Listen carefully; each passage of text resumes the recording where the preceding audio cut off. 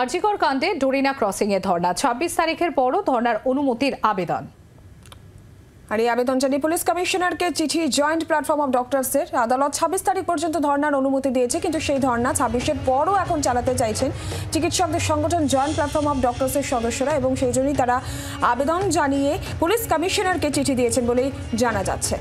অর্কদীপ্ত মুখোপাধ্যায় রয়েছেন টেলিফোন লাইনে, আরও বিস্তারিত জানাবেন। অর্কদীপ্ত, কি জানা যাচ্ছে, কি চাইছেন জয়েন্ট প্ল্যাটফর্ম অফ ডক্টরসের সদস্যরা? এখন দেখো, ২৬ তারিখ পর্যন্ত তাদের কাছে পারমিশন রয়েছে হাইকোর্টের তরফ থেকে। তারা ডোরিনা ক্রসিং এ যে অবস্থান বিক্ষোভ চালাচ্ছেন সেটা চালানোর, এবং তারা এই মুহূর্তে চাইছেন সেই ডেটটাকে এক্সটেন্ড করা। ২৬ থেকে তারা এক্সটেন্ড করে আরো বেশ কিছুদিন অনির্দিষ্টকালের জন্য তারা ওখানেই অবস্থান বিক্ষোভ চালাতে চাইছেন। তারা একটি চিঠি দিয়েছেন কলকাতা পুলিশ কমিশনারকে। সেখানে তারা মেনশন করেছেন যতদিন না তাদের যে ডিমান্ড গুলো রয়েছে সেগুলো ফুলফিলড হচ্ছে ততদিন তারা এটা চালিয়ে যেতে চান।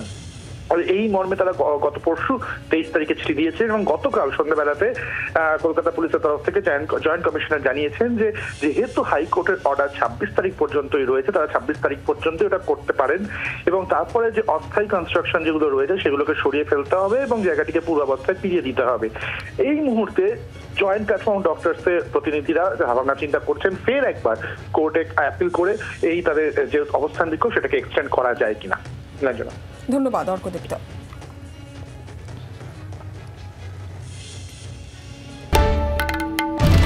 বাংলার আওয়াজ, বাঙালির আবেগ, জি ২৪ ঘন্টা।